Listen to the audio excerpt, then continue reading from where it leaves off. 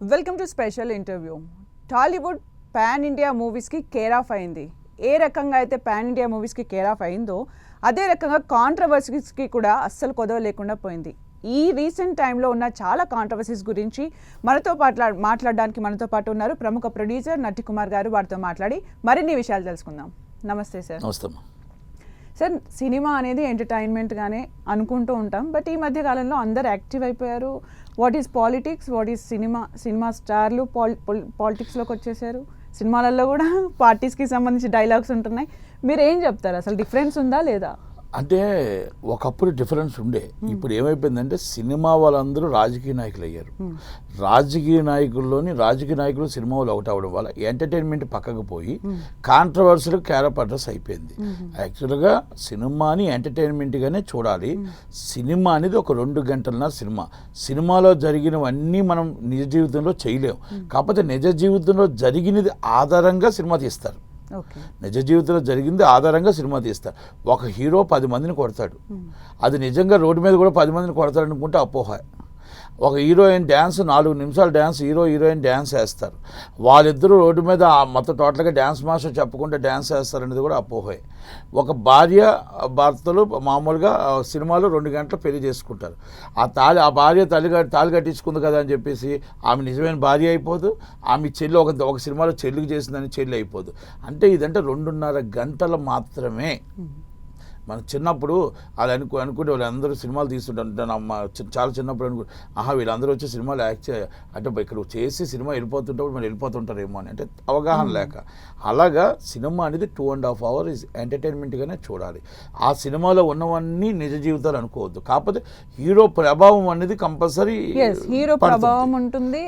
Top heroines ప్రభావం కూడా మనకు జనాల మీదకి ఉంటుంది. ఎందుకంటే ఒక హీరో చెప్తే వినే పరిస్థితుల్లో ఫ్యాన్స్ ఉంటారు. ఒక టాప్ హీరోయిన్ చెప్పే పరిస్థితుల్లో ఫ్యాన్స్ ఉంటారు. అందుకని మనం ఎప్పుడు కూడా హీరో అండ్ హీరోయిన్స్ వాళ్ళు చెప్పిన ఏదైనా మంచి చెప్తే బయటికి వెళ్తుంది, చెడు చెప్పినా కూడా అలాగే వెళ్తుంది. సరే, ఇప్పుడు రాజకీయాలలోకి వచ్చేసారు. ఇప్పుడు ఒక హీరో తన సినిమాని తన రాజకీయాల కోసం వాడుకునే అవకాశం ఉంటుంది. హీరోనే కాదు, ఎవరైనా ప్రొడ్యూసర్స్, డైరెక్టర్స్, హూఎవర్ అలా ఇన్ఫ్లుయెన్సెస్ అవుతున్నాయా సినిమాలు? మీరు ఒప్పుకుంటారా? ఎందుకంటే ఇప్పుడు కొన్ని డైలాగ్స్ పెడుతున్నారు, ఎవరికి వాళ్ళు ఓన్ చేసేసుకుంటున్నారు. ఆ రాజకీయంగా పనికొస్తుందా పనికిరాదా అనేది కాదు, ఆ హీరో పలానా దానికి సపోర్ట్ చేస్తున్నాడు, ఆ డైలాగ్ మా పార్టీ అపోజిషన్ పార్టీకి అనేది ఫిక్స్ అవుతున్నారు. ఇప్పుడు బాలయ్య బాబు ఉన్నారు ఉదాహరణకి. బాలయ్య బాబు ఆయన ఒక ఎమ్మెల్యే, కానీ ఇక్కడికి వచ్చేటప్పుడు ఆర్టిస్టు. ఆయన ఆర్టిస్ట్గా చూడట్లేదు, రాజకీయ నాయకుడిగా కూడా చూస్తున్నారు. ఇప్పుడు పవన్ కళ్యాణ్ గారు ఒక ఆర్టిస్ట్, ఇక్కడ ఆయన ఒక రాజకీయ నాయకుడు. అది 2 కలిపేస్తున్నారు. 2 కలపకూడదు. ఇది జాబ్ ఆయనకి, ఇది ఆయనకి తిండి పెట్టే కలమ్మ తల్లి. అది పొలిటికల్ ప్రజల కోసం చేస్తున్న ఇస్ పొలిటికల్ లీడర్. ఆయన ఎమ్మెల్యేగా ఇస్ ద పొలిటికల్ లీడర్గా అక్కడ హిందూపూర్.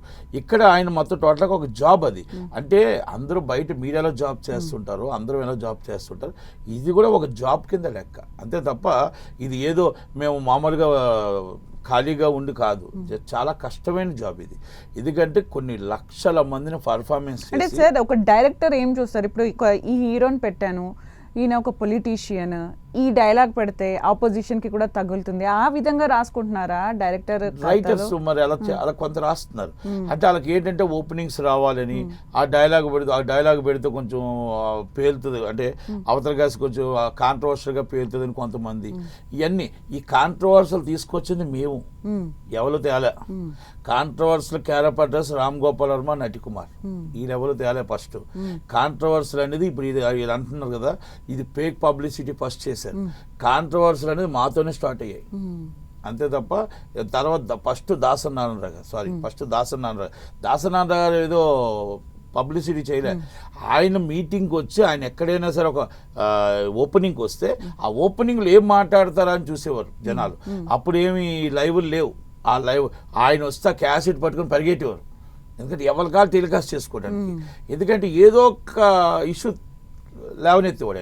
ఒక మంచి ఇష్యూ, ఇండస్ట్రీకి ఉపయోగపడే ఇష్యూని డైరెక్ట్గా మొక్క మీదే మాట్లాడేవాడు. అంటే అవతల వాళ్ళకి ఇబ్బంది కలిగిన హీరోయిన్స్కి, మీరు హీరోయిన్స్ ఎందుకు వస్తున్నారు, హీరోయిన్స్ సినిమాల్లో యాక్ట్ చేయడమే కాదు, షాపింగ్ కాంప్లెక్స్ ఓపెనింగ్కి రావడమే కాదు, మీరు నంది అవార్డులో గవర్నమెంట్కి సినిమా ఇండస్ట్రీ ఫంక్షన్స్ కూడా రావాలి, గవర్నమెంట్ ఫంక్షన్స్కి మీరు అందుబాటులో ఉండి దాంట్లో కూడా పార్టిసిపేట్ చేయాలి. ఓపెనింగ్ వస్తుందంటే డబ్బులు వస్తున్నాయి కానీ వస్తారు అని ఇంకొకటి అని ఒకసారి ఏమనేవాడు, మీరు హీరోయిన్స్గా మీరు డ్రెస్ చేంజ్ చేసుకునేటప్పుడు పెద్దవాళ్ళకి మర్యాద ఇవ్వడం, మరి డైరెక్టర్ అంటే ఒక వాల్యూ ఇవ్వడం, విలువలు ఇవ్వడం, ఆ డ్రెస్ అనేది మీరు వచ్చినప్పుడు సినిమాలో ఎలా చేస్తున్నారు అనేది డైరెక్టర్ చెప్పినట్టు చేస్తారు. మీరు ఓపెనింగ్లకు వచ్చేటప్పుడు డ్రెస్ చేంజ్ అనేది ఆ ట్రేడ్, మన ట్రేడ్ ఎలా ఉందో డ్రెస్ ఆ విధంగా డ్రెస్సింగ్ చేసుకోవాలి, పెద్దలకు మర్యాద ఇవ్వాలి, విలువలతో ఉండాలి. ఒకప్పుడు హీరోయిన్స్ ఎలాగుండేవారు అని డిఫరెంట్ అంటే మంచి చెప్పేవాడు. అది ఏమవుతుందంటే ఇట్స్ వెరీ కాంట్రవర్షియల్. అలా అప్పుడు ఆయన ఓపెనింగ్ వస్తున్నాడంటే ఏదో, ఇప్పుడు నేనేదో మాట్లాడుతున్నాను అనుకోండి, అది నేనేదో మాట్లాడుతుంటే అప్పుడు అదో కాంట్రవర్షియల్గా వచ్చేది. రామ్ గోపాల్ వర్మ గారు ఏది మాట్లాడినా కాంట్రవర్షియల్. ఇప్పుడు నేను అనట్లేదు, అప్పట్లోనే మీకు అలా ఇప్పుడు వచ్చి ఏదో కాంట్రవర్షియల్ అంటే ఇది కాంట్రవర్షియల్ కాదు, ఇది కావాలని చేస్తున్నవి. అప్పుడు అనుకోకుండా వచ్చే డైలాగ్స్ అయ్యి, ఆ డైలాగ్స్ సినిమాకి హైప్ పబ్లిసిటీ వచ్చేది.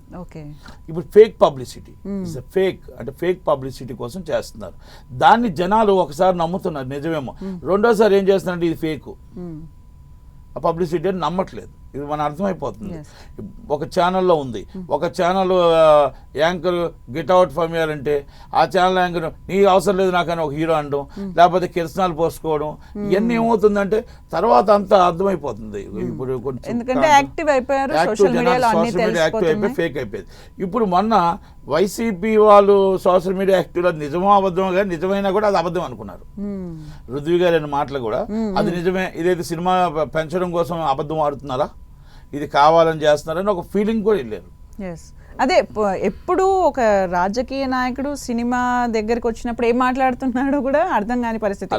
మీరు అన్నట్టు ఓకే ఇన్ఫ్లుయెన్స్ అయితే ఉందని చెప్తున్నారు, మరి ఫ్యాన్ వార్ గురించి మీరు ఏం చెప్తారు? ఫ్యాన్స్ వార్ కూడా ఈ మధ్య మనం చూస్తే అల్లు అర్జున్ ఫ్యాన్స్ కి, Ram Charan fans, junior NTR fans war కూడా మనం సోషల్ మీడియాలో బాగా చూస్తున్నాం. సినిమా స్టోరీ బాగున్నా వెళ్ళలేని పరిస్థితుల్లోకి వెళ్ళిపోతున్నారు వేరే ఫ్యాన్స్. దాని గురించి మీరు ఏం చెప్తారు? మీకు ఒకప్పుడు నేను చిన్నప్పుడు కృష్ణ గారి ఫ్యాన్. ఓకే, అప్పుడు సోషల్ మీడియా లేవు, అప్పుడు ఇంటర్నెట్ లేవు, అప్పుడు ఏమీ లేవు. అప్పుడు పార్కులు ఉండే, మా ఏరియా విశాఖపట్నం అనుకోండి సరస్వతి పార్క్, లేకపోతే ఆర్కే బీచ్, అలా మొత్తం టోటల్గా అందరు ఫ్యాన్స్ ఒక గ్రూప్ అవుతుండే.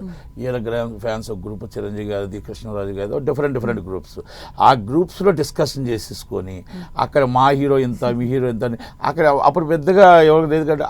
అక్కడ మాట వచ్చి మీరు 30 రోజులు ఫుల్ బోట్లు పెట్టించారు కానీ మేము 35 రోజులు ఫుల్ బోట్లు పెట్టించారు, మేము 50 రోజులు ఫుల్ బోట్. అప్పట్లో అలా ఉండే. అయితే అలా ఉండేటప్పుడు కూడా ఈ సపోర్టెడ్ ఈజ్ ఫ్యాన్స్ హీరోస్. ఆ రోజు ఆ ఫ్యాన్స్ అంత యాక్టివ్ చేయటానికి, యాక్టివ్ ఉండటానికి కారణం ఏంటో తెలుసండి, హీరోస్ సపోర్ట్ చేసేవారు. హీరోస్ ఏం సపోర్ట్ చేసేవారు అంటే ఈ మార్నింగ్ 8:30 షో, అప్పుడు 8:30 to 12 o'clock షోలు ఉండేవి. 8:30 షోకి ఫ్రీ ఇచ్చేవారు. ఆ ఫ్రీ అంటే ఫ్యాన్స్ షో అంటారు. అది ఇస్తే దాన్ని టికెట్లు అమ్ముకొని దాన్ని వచ్చిన డబ్బుని ఆ థియేటర్ డెకరేషన్ కావచ్చు, ఖర్చులు కావచ్చు, రిజిస్టర్డ్ బాడీస్ అవి ఇచ్చేవారు. ఆ ఫ్యాన్స్ ప్రెసిడెంట్లకి నాకు ఇప్పుడు తెలుసు కృష్ణ గారు కానిస్టేబుల్ ఉద్యోగం వేయించాడు. అలా సో మెనీ జాబ్స్ వేయించాడు. వాళ్ళకి ఆదాయంకి అందరినీ కూడా జాగ్రత్తగా చూసుకున్నారు. అంటే వాళ్ళు హనుమంతరావు గారు ఉండేవారు, కృష్ణ గారి బ్రదరు హనుమంతరావు గారు, కానీ ఆ సూనాన్ బాబు గారు మొన్న చనిపోయారు. సూనాన్ బాబు గారు, చెరుకూరి సత్యనారాయణ గారు అంటే వాళ్ళ బామ్మర్ది అనమాట, వాళ్ళ సిస్టర్ వాళ్ళంతా కూడా ఫ్యాన్స్ చాలా యాక్టివ్గా చేసేవారు. అంటే ఇప్పుడు కృష్ణ ఫ్యాన్స్ మన రాంబాబు గారు ఇప్పుడు ఎవరో చూస్తున్నట్టున్నారు కానీ చెప్తున్నాను అనమాట. అలా అంటే నేను ఒక ఫ్యాన్ అని కాదు, ఇప్పుడు మన చిరంజీవి గారి ఫ్యాన్స్ కానీ, లేకపోతే కృష్ణరాజు గారి ఫ్యాన్స్ కానీ అందరికీ కూడా ఒక యాక్టివ్ ఉండేవారు. ఇప్పుడు ఎవరు లేదు, ఇప్పుడు ఎవరెవరు ఉంటున్నారు నాకైతే తెలియట్లేదు. కానీ ఇప్పుడు అంతా సోషల్ మీడియాలో ఒక ఫేక్ అయిపోయింది. నిజమైన ఫ్యాన్స్ ఎవరు కొట్టుకోరు, నిజమైన ఫ్యాన్స్ ఎవరు వచ్చి ఇక్కడ గొడవలు ఆడుకోరు. మీరు ఒకటి అబ్జర్వ్ చేసుకోండి, ఎన్టీఆర్ గారి ఫ్యాన్స్, మీకు బాలయ్య బాబు ఫ్యాన్స్, చిరంజీవి గారి ఫ్యాన్స్, అల్లు అర్జున్ గారి ఫ్యాన్స్ అందరూ కూడా సినిమాని ఎలా డెవలప్ చేయాలి, అభివృద్ధి కార్యక్రమాలు ఎలా చేయాలి, ఇది మొత్తం టోటల్గా మా హీరోకి మంచి పేరు వచ్చేటట్టు ఎలా చేయాలి, ప్రభాస్ గారి ఫ్యాన్స్గా ఎలా చేయాలి అని ఆలోచించుకుంటారు. ఇప్పుడు కూడా కొంతమంది హీరోలు ఫ్యాన్స్కి సపోర్ట్ చేస్తున్నారు, ఫైనాన్షియల్గా సపోర్ట్ చేస్తున్నారు. ఫైనాన్షియల్గా కొంతమంది సపోర్ట్ ఉంది, లేదని మాత్రం అంటానట్లేదు. ఇప్పుడు ఫ్యాన్స్ టాపిక్ వచ్చింది కాబట్టి ఇంకొక మాట, పుష్ప 2 సినిమా అప్పుడు ఏదైతే ఇష్యూ జరిగిందో పొలిటికల్ టర్న్ తీసుకుంది అని మీరు అనుకుంటారా? దాన్ని మీరు ఎలా విశ్లేషిస్తారు? పుష్ప 2 దాంట్లో పొలిటికల్ టర్న్ తీసుకుంది అని నేను అనుకోను, కానీ జరిగింది, వార్ జరిగింది. అది అంటే పొలిటికల్ టర్న్ అంటే అది ఏం లేదు. యాక్చువల్గా ఏంటంటే ఆయన హీరో, ఆయన నమ్ముకునే నా ఫ్రెండ్స్ని నేను సపోర్ట్ చేస్తానని వెళ్ళాడు. అయితే ఇంట్లో వాళ్ళే కదా, సొంత మేనమామే కదా, మేనమామ నించున్నప్పుడు మేము అందరూ సపోర్ట్ చేయాల్సిన బాధ్యత ఉంది కదా. అంటే ఎవరిష్టం వాళ్ళది, పిల్లలు ఎవరిష్టం వాళ్ళది, ఒక్కొక్కటి 2 గ్రూప్స్గా అవ్వడం అయితే వాస్తవం. దాంట్లో మనం ఏమి కాదని లేదంటే చాలా చక్కగా ఉన్నారని నేను చెప్పను. కాకపోతే ప్రతి కుటుంబంలోని ఉన్న చిన్న చిన్న అగాధాలే ఉంటాయి. ఓకే, దాంట్లో అక్కడ డివైడ్ అయింది అవ్వడం, ఆ వైసీపీ ఓడిపోవడం, దానికి మళ్ళా ఈ cinema top super duper hit అవ్వడం, దాన్ని ట్రోల్ చేయడం, దురదృష్టం సాగుతూ ఆ అమ్మాయి చనిపోవడం, దురదృష్టం ఇవన్నీ కొన్ని యాదృచ్ఛంగా వస్తుంటాయి. కొన్ని అన్నీ జరగడం వల్ల కొంత ఈ గ్యాప్స్ ఇవన్నీ జరిగాయి. అయితే తర్వాత ఇవన్నీ జరిగిన తర్వాత ఆ అబ్బాయి మరి అల్లు అర్జున్ గారిది తప్పు లేదు. అంటే అల్లు అర్జున్ గారు వెళ్ళడం, ఎవరైతే వాళ్ళ దగ్గర ఉన్న టీం ఉందో ఓవర్ యాక్టింగ్ ఎక్కువ చేయడం, ఈ బౌన్సర్లు చేయడం, ఇవన్నీ కూడా బ్యాడ్ థింగ్ వచ్చింది. ఇప్పుడు సోషల్ మీడియాలోనే మాట్లాడుకుందాం. సోషల్ మీడియాలో కొన్ని కమెంట్స్ చూస్తే కూడా అంటే ఇన్ని రోజులు ఫిల్మ్ ఇండస్ట్రీని ఎవరు టచ్ చేయలేదు, బట్ ఇప్పుడు వాళ్ళకు కూడా ఒక రకమైన భయం అయితే ఉంది, లా పట్ల ఇలా నడుచుకోకూడదు అనేది ఒక టాపిక్ కూడా వచ్చింది. దాని గురించి మీరేం చెప్తారు? ఇది ఫ్యాన్స్ అంటారా? ఫ్యాన్స్ని కాదు, అంటే ఫిల్మ్ ఇండస్ట్రీని ఎవరు టచ్ చేయరు, పొలిటికల్ పార్టీస్ ఎవరు వచ్చినా, గవర్నమెంట్ ఎవరు ఉన్నా టచ్ చేయరు, అది ఎవరైనా లేదు. కానీ ఇప్పుడు మాత్రం ఆ చేంజ్ కనిపించింది అని అంటున్నారు. ఇప్పుడు సోషల్ మీడియాలో మీరు ఎంత పెద్దవాళ్ళు, నువ్వు ఎంత పెద్ద హీరో, నువ్వు ఎంత గొప్పవాడు అని లేదు. తప్పు జరిగితే టోటల్గా మామూలుగా లేదు. సోషల్ మీడియాలో మా కిందన కామెంట్స్ చూస్తే చాలా చండాలంగా ఉంటున్నాయి. అయితే నేను ఒకటే చెప్తా, మనం మాట్లాడేటప్పుడు ఒళ్ళు దగ్గర పెట్టుకొని మాట్లాడాలి, ఇష్యూస్ బేస్డే మాట్లాడాలి. మంది తప్పు ఉంటుంది ఇక్కడ. నేను ఎవరు ఆడపిల్ల అవ్వచ్చు, మగపిల్లడు. ఆడపిల్లలతో మాట్లాడేటప్పుడు కూడా మర్యాదగా మాట్లాడాలి, మగపిల్లడితో మాట్లాడేటప్పుడు కూడా మర్యాదగా మన స్టార్డమ్ ఉంది కదా అని చెప్పేసి ఇష్టం వచ్చినట్టు మనం మాట్లాడితే కూడా రియాక్ట్ కూడా అలాగే ఉంటుందనేది కూడా మనం తెలుసుకోగలం. ఒకప్పుడు మనం మీరు అన్నట్టు పొలిటికల్ వాళ్ళని కానీ లేకపోతే సినిమా వాళ్ళు కానీ మాట్లాడితే అవతల నీళ్ళు కొడతారు, అవతల నీళ్ళు భయపడతారు అనుకో. ఒక్కరిని కొడతాం, లక్షల మందిని ఎక్కడ కొడతాం? ప్రపంచ దేశాలకు పట్టుకొని వెళ్ళి అంత మనకు ఓపిక మనకు లేదు కనుక దాంట్లో ఇప్పుడు అలాగే సైబర్ క్రైమ్ కూడా యాక్టివ్ అయింది. జనాలు తెలుసుకోవాల్సింది ఏంటంటే సోషల్ మీడియా యాక్టివ్ అయింది, సైబర్ క్రైమ్ కూడా యాక్టివ్ అయింది. మనం ఇమ్మీడియట్లీ ఇండస్ట్రీ నుంచి కొంతమంది ఎందుకు కాంట్రవర్సీ మాటలు మాట్లాడుతుంటారు. మనము అంటే ఈ ఇంటర్వ్యూ స్టార్ట్ అవ్వడానికి ముందు కూడా కొన్ని కమెంట్స్ చూసాం, తెలుగు అమ్మాయిల కంటే కూడా మేము వేరే లాంగ్వేజ్ వచ్చిన వాళ్ళకి ఎంకరేజ్ చేస్తాము, కైండ్ ఆఫ్. ఎందుకు అంటే అది అనుకోకుండా అన్న మాటలా లేకపోతే అవగాహన లేకుండా మాట్లాడు? అవగాహన లేదు, అవగాహన లేకుండా మాట్లాడుతున్నాడు, అవగాహన లేకుండా మాట్లాడుతున్నమాట. నేను ఏమంటున్నానంటే తెలుగు అమ్మాయిని ఎంకరేజ్ చేయొద్దు, తెలుగు వాళ్ళని రానివ్వద్దు, తెలుగు వాళ్ళు సినిమా చూడొద్దు. నీ సినిమా తీసుకొని నీ సినిమా అదర్ లాంగ్వేజ్లో చేసుకో. నిన్ను ఎవరు వద్దన్నారు? నిన్నేమైనా కాదన్నావా? నిన్ను హీరోయిన్ తెలుగు అమ్మాయిని కాకుండా, తెలుగు గడ్డ కాకుండా, ఇక్కడ ఎంప్లాయ్మెంట్ ఇవ్వకుండా, ఆ అమ్మాయి టాలెంట్ నువ్వు చూడకుండా తెలుగు అమ్మాయి నిన్నేం చేసింది? నిన్నేం అనలేదే. తెలుగు అమ్మాయి వచ్చి నీకు అచ్చేని ఇచ్చేనంటే అంటే నీ ఇష్టం వచ్చినట్టు చేయమంటే నీ ఇష్టం వచ్చినట్టు ఎక్స్పోజింగ్ చేయాలా? ఇక్కడ కొన్ని తెలుగు రాష్ట్రాల్లో సాంప్రదాయం ఉంది. ప్రతి దేశానికి ప్రతి రాష్ట్రానికి ఒక సాంప్రదాయం ఉంటుంది. ఆ పిల్లలకి ఆడపిల్లలకి మనం ఎలా పెంచామో మన తల్లిదండ్రులు, అది ఫస్ట్ మాట్లాడేవాడికి ఆ తెలుగువాడు అయితే, తెలుగువాడు అయ్యుంటే తెలిసి వస్తుంది, ఆ చెల్లెలుంటే తెలిసి వస్తుంది, తల్లి ఉంటే తెలిసి వస్తుంది. మనకు కట్టు బొట్టు చీర అది మనకు నేర్పించిన పెద్దలు నేర్పించిన ఇది సాంప్రదాయం. మనం ఆల్రెడీ 2 బిగినీలు వేసుకొని 2 సెట్లు వేసుకొని మనకు అలా నేర్పించలేదే. అంటే ఎందుకు చెప్తున్నానంటే మాట్లాడే ఎవరైతే మాట్లాడారో ఆ మాట్లాడేవాడికి ఇది అర్థం అవుతుంది. ఎందుకంటే మన తెలుగు రాష్ట్రాల్లో తెలుగు పిల్లలు ఎంతమంది అంటే సౌత్ ఇండియా లాంగ్వేజ్ మనకు ఒక సాంప్రదాయానికి పెట్టిన పేరు. సాంప్రదాయానికి సౌత్ ఇండియా అంటే మనం మొత్తం కేరళ వస్తుంది, తమిళనాడు వస్తుంది, కర్ణాటక వస్తుంది, ఆంధ్రప్రదేశ్ అండ్ తెలంగాణ.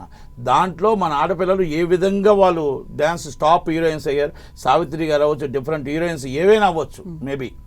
వాళ్ళందరూ ఎలా చేశారు, మనం వాళ్ళందరూ అంత టాప్ హీరోయిన్స్ ఎలాగయ్యారు? మీరు ఇప్పుడు ఒక మాట అన్నారు, మరి అలాంటి వాళ్ళ సినిమాలు చూడకండి, అవాయిడ్ చేసేయండి తెలుగు వాళ్ళు అని అన్నారు. సేమ్ మనం అవాయిడ్ చేసేది కాదు, తెలుగు వాళ్ళు అవాయిడ్ చేశారు, వాళ్ళు కూడా చెప్పాలి.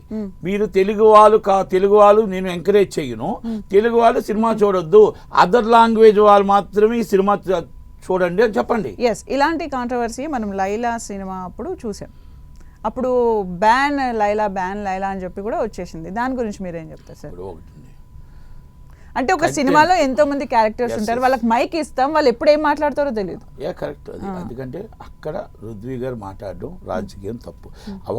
ఇది ఆ ఈవెంట్లో ఆ ఈవెంట్ ఏమని ఉంది, మీరు సినిమాలో యాక్ట్ చేశారు, సినిమా కోసం చెప్పండి, హీరో కోసం చెప్పండి, డైరెక్టర్ కోసం చెప్పండి, హీరోయిన్ కోసం చెప్పండి, ఆ సినిమాకి 10 టికెట్లు ఎలాగొస్తాయో చెప్పండి, అంతే తప్ప మీ వ్యక్తిగత అభిప్రాయం వేరే ప్లాట్ఫామ్ పెట్టుకోవాలి తప్ప ఆ ఈవెంట్లో ప్లాట్ఫామ్లో మాట్లాడకూడదు. ఒకటి, చిరంజీవి గారు కూడా అదే ప్లాట్ఫామ్ మాట్లాడారు, పెద్దలు ఆయన, కాకపోతే ఆయన ఎవరు కాంట్రవర్సల్ చేయలేదు. అంటే ప్రజారాజ్యం జనసేన మాట్లాడారు. అయితే ఏది రాజకీయాలు ప్రతి ఈవెంట్ బయట ఈవెంట్లో మాట్లాడకూడదు అనేది మనం ఒక సిస్టమ్ ఛాంబరు కౌన్సిల్ పెట్టాలి. పెట్టకపోతే ఇప్పుడు పృథ్వీరాజ్ ఆ మాటలు మాట్లాడిన తర్వాత ఆయనతో ఎవరైనా మాట్లాడడం జరిగిందా ఇలాంటి వాటికి మాట్లాడకూడదు అని చెప్పడం? ఇప్పుడు పృథ్వీరాజ్ లైలా సినిమా అప్పుడు కాంట్రవర్సీగా మాట్లాడారు, అనుకోకుండా వచ్చిందని చెప్పాడు. ఇది అనుకోకుండా వచ్చిందని చెప్పారు. అనుకోకుండా అది యాదృచ్ఛంగా వచ్చింది తప్ప నేను కావాలని వైసీపీ అనేది కావాలని మాట్లాడలేదని చెప్పడం జరిగింది. అయిపోయి ఓకే, బాయ్కౌట్ లైలా అనేది నేను ఒక మాట చెప్తున్నా, బాయ్కౌట్ అని వాళ్ళు చెప్పడానికి వాళ్ళకి తప్పలేదు. ఎందుకంటే వాళ్ళ నాయకుడిని అన్నారు కాబట్టి వాళ్ళు దాంట్లో ఆ మాట వాళ్ళు వైసీపీ వాళ్ళు అనడంలో తప్పేం లేదు. దాంట్లో నేను మీరు ఎలాగంటారు బాయ్కౌట్ అని నేను అంటలే. వెంటనే రియాక్ట్ అయ్యాడు హీరో, క్షమాపణ చెప్పాడు, ప్రొడ్యూసర్ క్షమాపణ చెప్పాడు. అయిపోయిన తర్వాత సినిమా ఆడలేదా ఆడిందా పక్కన పెట్టేయండి, రేటింగ్ తక్కువ ఇచ్చారా ఎక్కువ ఇచ్చారా పక్కన పెట్టేయండి. రేటింగ్ ఎవరు డబ్బులు ఇస్తే వాళ్ళే రేటింగ్ ఇస్తున్నారు ఈ రోజుల్లో, వాళ్ళ కోసం మనం పెద్దగా పట్టించుకోవాల్సిన అవసరం లేదు. సూపర్ డూపర్ హిట్ సినిమాకి కూడా 1.5 ఇస్తున్న డబ్బులు ఇవ్వకపోతే, ఫ్లాప్ సినిమాకి కూడా 3 to 5 ఇస్తే డబ్బులు ఇస్తే, అంటే నేను ఫ్రాంక్గా చెప్తున్నా ఇది. అలాగా ఇవన్నీ కూడా ఉన్నాయి కాబట్టి నేనేమంటున్నానంటే కాంట్రవర్సల్ కాదు. మీరు బాయ్కౌట్ లైలా అవ్వచ్చు, బాయ్కౌట్ ఈజ్ మూవీ ఏదైనా అవ్వచ్చు, కంటెంట్ బాగుంటే సినిమాని ఆపలేరు. దేవరాకి మీకు ఒక ఉదాహరణకు మీకు తెలుసో లేదు, దేవరా సినిమాకి 1 గంటకు స్టార్ట్ అయిన సినిమా 3 గంటల్లో 320 ట్రోల్స్ చేశారు. 320 ట్రోల్స్ చేశారు. అందుకే నేను సెల్ ఫోన్లో నాట్ అలౌడ్ ఈజ్ బెనిఫిట్స్ కానీ. ఎందుకంటే ఒక 5 నిమిషాలకు హీరోయిన్ రాలేదు మామ, 1000 రూపాయలు బాటిల్ డబ్బులు పోయాయి మామ అంటే సినిమా బోరు, మొత్తం టోటల్గా అంటే మొత్తం అంత ట్రోల్స్ చేసి సినిమాని మొత్తం టోటల్గా సూపర్ ఫ్లాప్ 11 o'clock షోకి మీరు నమ్ముతారు ఎవరో అప్లికేషన్స్ టికెట్స్ కూడా నేను ఫ్రీగా ఇవ్వాల్సి వచ్చింది. ఎవరో అప్లికేషన్స్ వస్తాయి కదా టికెట్లు తీసుకుంటాం, ఆ తీసుకుని వాళ్ళకి ఇవ్వాల్సింది టికెట్లు ఫ్రీ ఇచ్చాం. అంటే వెళ్ళట్లేదు ఎవరు సినిమాకి. తర్వాత మౌత్ టాక్ వచ్చిన తర్వాత ఆ సినిమాని ఎవరు ఆపలేపారు. మౌత్ టాక్ వచ్చిందో జూనియర్ ఎన్టీఆర్ సినిమాని ఎవరు ఆపలేపారు. పుష్ప కూడా అదే వచ్చింది. పుష్ప హెవీ కలెక్షన్స్ వల్ల మనకు అది కనబడలేదు. సినిమా ఇస్ మౌత్ టాక్ వచ్చిన తర్వాత వారం తర్వాత తేలిపోతాయి సోషల్ మీడియా కామెంట్స్. అందుకే సోషల్ మీడియా కామెంట్స్ కానీ ఇంకోటి కానీ ఒకప్పుడు అమెరికాలో ఉండే రేటింగ్ చూసి సినిమాకి వెళ్ళారు. ఇప్పుడు రేటింగ్ ఇస్ ఫేక్ అని అర్థమైపోయింది. మీరు ఫ్రాంక్ గా మాట్లాడతాను, రేటింగ్ ఇలా ఇస్తున్నారు, డబ్బులు ఇస్తే అని చెప్తున్నారు కదా. ఫ్రాంక్ గా ఇంకొక విషయం చెప్పండి, అసలు ఈ కలెక్షన్స్ మొత్తం చూపిస్తారు కదా, 1000 crores ఫేకే. మరి ఎందుకు కరెక్ట్ అని చెప్పట్లేదు, అది కదా అంటున్నాను. అది ఏం ఉపయోగం, జనాలు థియేటర్కి వచ్చి ఇప్పుడు నేనేమంటున్నానంటే ఇప్పుడు నాకు ఇవాళ 186 కోట్లు అన్నారు. 186 కోట్ల వల్ల అయ్యో 186 కోట్లు వచ్చిందని జనాలు వచ్చి లైన్ కట్టి కొట్టుకుంటారా? ఆ లైన్ కట్టి థియేటర్కి వచ్చేస్తారా? లేకపోతే 5 కోట్లు అంటే సినిమాలు జనాలు రారా? అసలు కలెక్షన్ వేయాల్సిన అవసరం ఏంటి? రికార్డులు వేయాల్సిన అవసరం ఏంటి? 10 days పోస్టులు వేయండి, 20 days పోస్టులు వేయండి, 30 days పోస్టులు వేయండి, 50 days పోస్టులు వేయండి. మరి ఐటీ రైట్స్ అవుతున్నాయి కదా. ఐటీ రైట్స్ అయినప్పుడు మళ్ళీ ఏం చెప్తున్నారు, ఇది ఫేక్ అండి, ఇది మేము ఫ్యాన్స్ కోసం అని జనాల్ని మేము ఇలా ఇంత కలెక్షన్ చేసిందని చెప్పడం కోసం చెప్తున్నాం అని అంటున్నారు. మరి ఈ రోజు హైయెస్ట్ గా అంటే ఫ్రాంక్ గా చెప్పాలంటే ఎంతవరకు మనకు హైయెస్ట్ కలెక్షన్స్ వచ్చి ఉండొచ్చు? ఏ మూవీ అయినా పర్లేదు, మూవీ నేమ్ తీసుకోకుండా చెప్పండి, ఒక హైయెస్ట్ కలెక్షన్స్ ఎంత ఉండొచ్చు? నేను ఒక్క మాట చెప్తానండి, వీళ్ళు ఇన్కమ్ ట్యాక్స్ కట్టింది చెప్పాలా, వచ్చిన కలెక్షన్ చెప్పాలి. వచ్చిన కలెక్షన్ చెప్తే వాళ్ళు బాధపడతారు. ఇన్కమ్ ట్యాక్స్ కట్టిన కలెక్షన్ చెప్తే 700 కోట్లు దాటలేదని నేను అంటున్నా. 7 నుంచి 900 కోట్లు దాటలేదు, 1000 బిలో తప్ప 1000 దాటలేదని చెప్తాను నేను. ఎక్కడ దాటింది? చెప్పానండి, ఏ పెద్ద మనిషి అయినా నేను 1000 కోట్లు కాదు, నేను 3000 కోట్స్ నేను ఇన్కమ్ ట్యాక్స్ కట్టాను, నేను 2000 కోట్లకి GST కట్టాను చెప్పానండి. మరి వాళ్ళు వేసే పోస్టర్లు ఎవరిని టార్గెట్ చేస్తున్నట్టు ప్రేక్షకులను ఉంటుందంటే ఫస్ట్ గ్రాస్ అనేది ఉంటుంది. గ్రాస్ అంటే మనకు వచ్చే కలెక్షన్, ఎంసీలు కలిస్తే మొత్తం టోటల్గా అది ఒక మెయింటెనెన్స్ ఉంటారు, అది కూడా డిఫరెంట్. ఇవన్నీ మొత్తం టోటల్గా 3500 కోట్లు ఉందనుకోండి. దాంట్లో 50% రెంట్లు ట్యాక్స్ అన్ని పోగా 50% మిగులుతుంది, 1750 crores. ఈ 1750 crores షేర్. ఈ తక్కువదంతా థియేటర్ రెంట్ అవ్వచ్చు, గవర్నమెంట్ ట్యాక్స్ అవ్వచ్చు, సో మనీ ఏదైనా అవ్వచ్చు. ఇది ఈ వచ్చింది నిజమైన షేర్. ఈ వచ్చిన నిజమైన షేర్లో 20% కమిషన్ పోతుంది డిస్ట్రిబ్యూటర్కి. 3500 కోట్లకి కమిషన్ తీస్తారు. అంటే 3500 కోట్లకి కమిషన్ తీస్తే ఎంత పోద్ది? మీకు చాలామందికి తెలియదు అది. అంటే చాలామంది నిర్మాతకు డబ్బు వచ్చేస్తున్నా లెక్కెట్టేస్తున్నాడు అనుకుంటారు. మీరు పుష్పాకి తీసుకుందాం, 1830 కోట్లు. 1830 కోట్ల రూపాయలు అనుకుందాం మనం, ఏది గ్రాస్ అనుకుందాం పని, అది షేర్ అనట్లేదు, గ్రాస్ అంటున్నారు. గ్రాస్ తీసేస్తే 20 మనం ఎంత ట్యాక్స్ తీయాలి? ట్యాక్స్ తీసి మొత్తం ట్యాక్స్ ఇవన్నీ తీసేస్తే 50% తీస్తే 900 crores. 900 crores-లో 20 మొత్తం 1800 crores 20% కమిషన్ తీసేయండి. అంటే 200 300 దాదాపు 350 కోట్లు. 350 కోట్లు ప్లస్ 900లో 350 తీస్తే ఎంత అయింది? 550. అంతే కదా? అంతే. 550. ఈ 550 ఆయన 700 కోట్లు బడ్జెట్ అయింది అంటున్నాడు. మరి ఎక్కడుంది కలెక్షను? ఈరోజు ఆంధ్రాలో పుష్పాకి తీసుకుని బ్రేక్ ఈవెన్ అవ్వట్లేదు అంటున్నారు. తెలంగాణలో బ్రేక్ ఈవెన్ అయ్యింది. నార్త్ ఇండియాలో సూపర్ కలెక్షన్ వచ్చింది. సౌత్ కేరళలో బ్రేక్ ఈవెన్ అవ్వలేదు. మీకు తమిళనాడులో బ్రేక్ ఈవెన్ అవ్వలేదు. కర్ణాటకలో బటాబట్టి సఫరర్. అయితే మొత్తానికి సఫర్ అయ్యేది ఎవరు? ఇంత కలెక్షన్స్ చూపిస్తున్నప్పుడు డిస్ట్రిబ్యూటర్, ఎగ్జిబ్యూటర్. అంటే ఇంత కలెక్షన్స్ వచ్చిన సినిమాల పరిస్థితి ఇలా ఉంటే ఫ్లాప్ అయిన మూవీస్. అదే నేను అంటున్నా. ఇప్పుడు దీనికి ఇది నేను అబద్ధం అని ఎవరైనా నాతో కూర్చుంటే ఇది కాదు వాళ్ళు వేసిన లెక్కలు నేను చెప్పలేదమ్మా. ఇది ఈ లెక్కలు నేనేమేయలేదు, వాళ్ళు వేసిన పోస్టుల లెక్కలు నేను చెప్తున్నా. ఇది వాస్తవం కాదు. నట్టుకుమార్ చెప్పింది కమిషన్ ఇవ్వము, నట్టుకుమార్ చెప్పినట్టు మేము గవర్నమెంట్కి ట్యాక్స్ ఎగ్గొట్టేస్తాము, నట్టుకుమార్ చెప్పినట్టు మేము థియేటర్ రెంట్ ఇవ్వము, మొత్తం డబ్బు మేము ప్రొడ్యూసర్ జోబిలో వేసేసుకుంటాం అని చెప్పమన్నాడు ఎవరైనా. గవర్నమెంట్కి అవునన్నా కాదన్నా కట్టాల్సిందే. గవర్నమెంట్కి అవునన్నా కాదన్నా రివర్స్ ఇన్వాయిస్ ఇంకా చాలా ఎక్కువ పడుతుంది అది.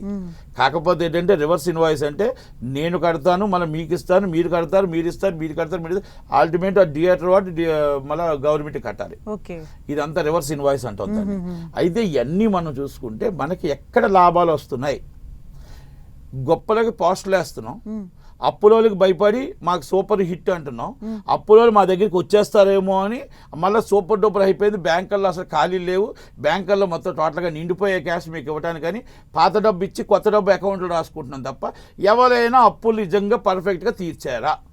ఈ సినిమా తీసుకుని పెద్ద మనుషులు ఎవరైనా మాకు అప్పులు లేవు, ఈ అప్పులు కట్టారు అసలు మీరు చెప్పేది నేను అడుగుతున్నది అంతే కదమ్మా. నేను అడుగుతుంది, మేము ఈ సినిమాకు అప్పు కట్టాము, మళ్ళీ మాకు అప్పు వద్దు, బోల్ డబ్బు మిగిలింది మా దగ్గర, మా డబ్బుతో సినిమా తీసుకుంటున్నాం అనే నిర్మాత ఎవరైనా ఉన్నారా? పలానా నిర్మాత నేను ఉన్నాను, ఎవరి దగ్గర నేను బాకీ లేను, పబ్లిక్లో షేర్ తీసుకోలేదు, పబ్లిక్లో డబ్బు తీసుకోలేదు, నేను నా డబ్బుతో నాకు వచ్చిన లాభంతో నేను పెట్టాను, ఇన్ని 100 కోట్లు నాకు లాభం వచ్చిందని చెప్పిన నిర్మాత నాకు చెప్పానండి. నష్టము అని చెప్పలేడు, నష్టం అని చెప్పితే అప్పులో వచ్చి పడిపోతారు.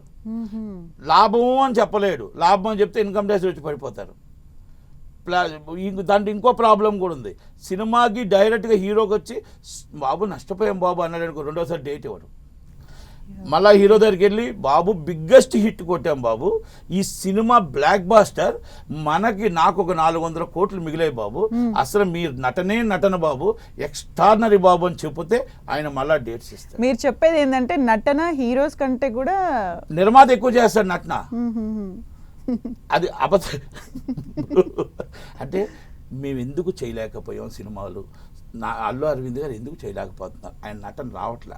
సురేష్ బాబు ఎందుకు చేయలేకపోతున్నాడు? ఆ నటన రావట్లా. చాలా మంది ఎందుకు సినిమాలు చేయలేకపోతున్నారు? నటన రావట్లే. మేము ఎందుకు సినిమా చేయలేకపోతున్నాం? ఆ నటన మేము చేయలేకపోతున్నాం. నటన చేసేవాళ్ళు సినిమా చెయ్యాలి. ఆఖరి ఆల్టిమేట్ పోనీ మేము అనుకుందాం, ఒక 22 సంవత్సరాలు పెడదాం, 22 సంవత్సరాల నుంచి ఏ నిర్మాత కోట్లు సంపాదించుకొని బెంజ్ కార్డులో తిరుగుతూ రోడ్ రాయల్స్తో తిరుగుతూ చక్కగా సినిమాని సమాప్తం చెప్పిన నిర్మాత అదే రోడ్ రాయల్ కారు ఎవరికి ఉందో నాకు చెప్పండి, ఇంక్లూడింగ్ బండ్ల గణేష్. నేను బండ్ల గణేష్ని కూడా అడుగుతున్నా. అంటే నెక్స్ట్ ఏది ఎఫెక్ట్ కావద్దు అని ఇప్పుడు జరుగుతున్న ఎఫెక్ట్ ని చెప్పరు అంతే. నేను అనేది ఇప్పుడు బండ్ల గణేష్ అన్న అయినా కూడా నిర్మాత నష్టపోయినా ఆయనకి ఇండివిజువల్ బయట వ్యాపారం ఉంది, నేను నష్టపోయినా నాకు బయట వ్యాపారం ఉంది.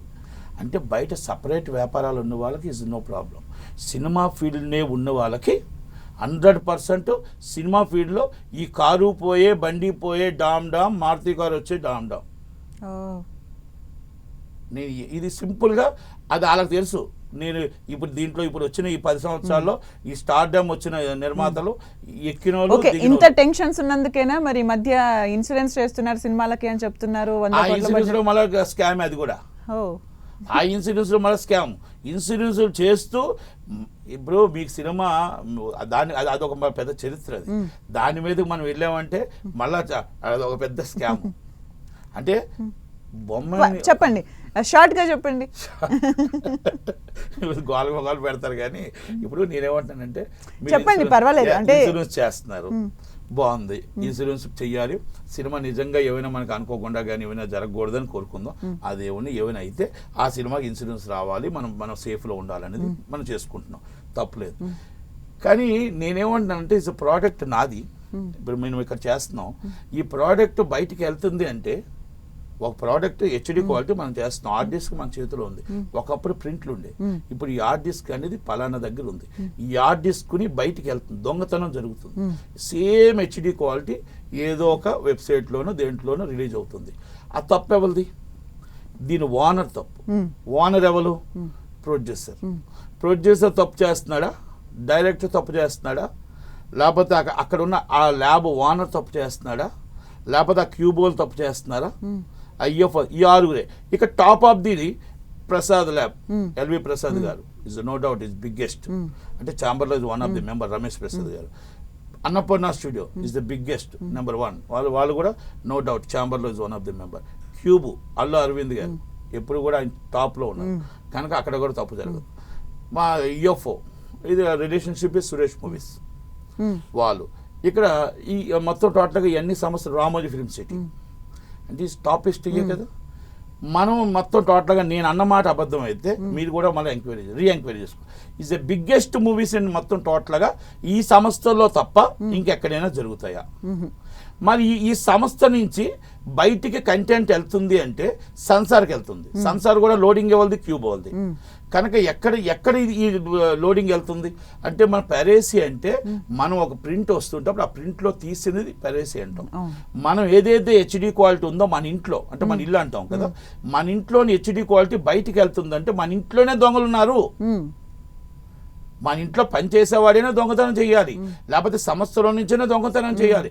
ఒకవేళ స్వార్థం కోసం ఈ సినిమా కక్కుర్తిపడి 1 లక్ష రూపాయలు కక్కుర్తితో ఒకటి తప్పు చేస్తే ప్రతి సినిమా మనకి ఎందుకు వెళ్తుంది అంటే ఇది ఒక స్కామ్, ఇది ఒక పెద్ద కుంభకోణం. దాని రూపంగా మనం ఎందుకు ఎంక్వైరీ చేయట్లేదు, దాని రూపంగా మన సైబర్ క్రైమ్కి ఎందుకు కంప్లైంట్ ఇవ్వట్లేదు, దాని రూపంగా ఛాంబర్కి మనం పిలిపించే అందరిని ఎందుకు మాట్లాడట్లేదు. వెళ్తే వీ ట్రాన్స్ఫర్ అవ్వాలి, వెళ్ళకపోతే పెన్ డ్రైవ్లో వెళ్ళాలి, లేకపోతే హార్డ్ డిస్క్ తీసుకెళ్ళి ఎక్కడైనా ఇవ్వాలి. అంటే హార్డ్ డిస్క్ ఎవరి చేతుల్లో ఉంటుంది, వీ ట్రాన్స్ఫర్ అనేది ఏ మెయిల్లో వెళ్తుంది. ఇది సింపుల్ థింగ్ కదా. ఇది మనం ఎందుకు చూసుకోవట్లేదు? చూసుకోకుండా చూసిన వాళ్ళని అరెస్ట్ చేస్తాం, పంపించిన వాళ్ళని అరెస్ట్ చేస్తాం. అంటే ఫస్ట్ మాస్టరింగ్ ఎక్కడ మనం ఆపుకుంటే మనకి బస్సులో ఎందుకు పడుతుంది కంటెంట్? మనం చూసేవాడు ఏమనుకుంటాడంటే 1000 రూపాయలు టికెట్ పెట్టే బదులు ఫ్రీగా వస్తుంది, నన్ను ఎవరో చూడట్లేదు, నేను ఎందుకు చూసుకోకూడదు అనేది ఫీలింగ్ ఉంటుంది. చూసేవాడిని అరెస్ట్ చేయడం కాదు, రాకుండా మన ఇంట్లో నుంచి అరెస్ట్ చేయగలగాలి, అది పట్టుకోగలగాలి. ఇది నేను సింపుల్ లాజిక్ చెప్పాను. ఇది వీ ట్రాన్స్ఫర్ అయినా వాళ్ళు 2.5 గంటల మూవీ, లేదా పెన్ డ్రైవ్ అయినా వెళ్ళాలి, హార్డ్ డిస్క్ అయినా వెళ్ళాలి. ఈ 3 మన చేతిలోనే ఉంటున్నాయి. వీ ట్రాన్స్ఫర్ వెళ్ళే మెయిల్ ఐడీలు, అక్కడ పనిచేసే వాళ్ళు మెయిల్ ఐడీలు మన దగ్గర ఉంటే automatic okay fake mail ID నుంచి వెళ్ళింది. మనం ఆటోమేటిక్గా చెక్ చేసుకోలేకపోతే మన తప్పే కదా.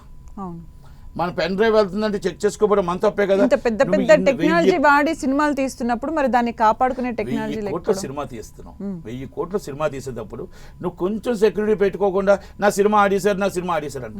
మళ్ళీ ఇప్పుడు ఏం చేస్తున్నారు, ఒక వెబ్సైట్లో సినిమా వస్తుంది, ఒక వెబ్సైట్. మనం ఆటోమేటిక్గా మనకంటే ఎక్కువ బాధ్యత ఓటీటీ వాళ్ళది. ఓటీటీ వాళ్ళు ఆ వెబ్సైట్ని ఆపడానికి ఎన్నో ప్రయత్నాలు చేస్తారు. మనం ఛాంబర్ నుంచి కూడా ప్రయత్నాలు చేసాం, సైబర్ క్రైమ్ నుంచి కూడా ప్రయత్నాలు చేసాం. అది ఫెయిల్ అవుతున్నాం. అసలు మన కంటెంట్ వెళ్లకుండా చేస్తే ఫారెన్లో కంటెంట్ వెళ్ళింది అంటున్నారు. ఆ ఫారెన్కి మనం ఎలాగెళ్తుంది కంటెంట్? ఒకప్పుడు ప్రింట్ ద్వారా వెళ్ళేది, ఇప్పుడు మనకి వీ ట్రాన్స్ఫర్ ద్వారా వెళ్తుంది.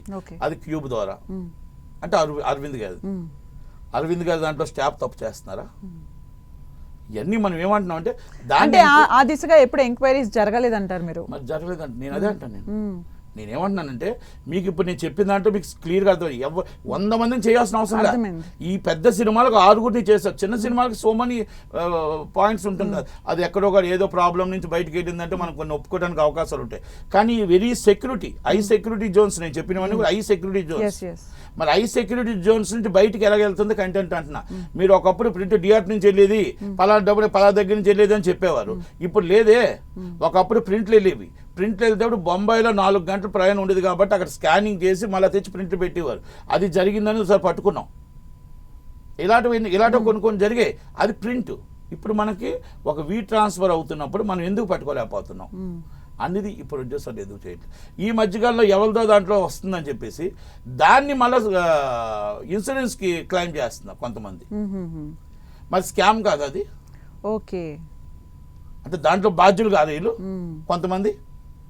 అదే ఇవన్నీ ఎందుకు అంటున్నానంటే, సినిమా నిర్మాతగా అరవింద్ గారు ఎందుకు తీరేదు, సురేష్ బాబు గారు ఎందుకు తీరేదు, సో మనీ సీనియర్ డైరెక్టర్స్ కానీ సీనియర్ ప్రొడ్యూసర్స్ ఎందుకు తీరేదు, ఇప్పుడు వాళ్ళు ఎందుకు తీస్తున్నారు, ఎందుకు అంటే ఆఖరికి మిగిలేది ఎంత?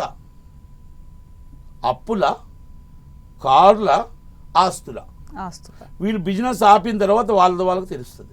బేసికల్గా ఇన్సూరెన్స్ మాట్లాడాం కదండి, అసలు ఇన్సూరెన్స్ ప్రాసెస్ ఎలా ఉంటుంది? వాళ్ళు ఎప్పుడు ఇన్సూరెన్స్ క్లెయిమ్ చేసుకోవచ్చు మూవీస్కి సంబంధించి? ఇన్సూరెన్స్ క్లెయిమ్ ఎలా ఉంటుందంటే, ఇప్పుడు ఈ రోజు మా సినిమాని సో క్యాస్టింగ్లో సో సినిమాలో మేము మొత్తం స్టార్టింగ్ అప్పుడే చేసుకోవచ్చు. మేము ఇన్ని సెటిల్ చేస్తున్నాం, ఇంత సినిమా, ఇదిగో హీరోకి ఎంత ఇది ఉంటుంది.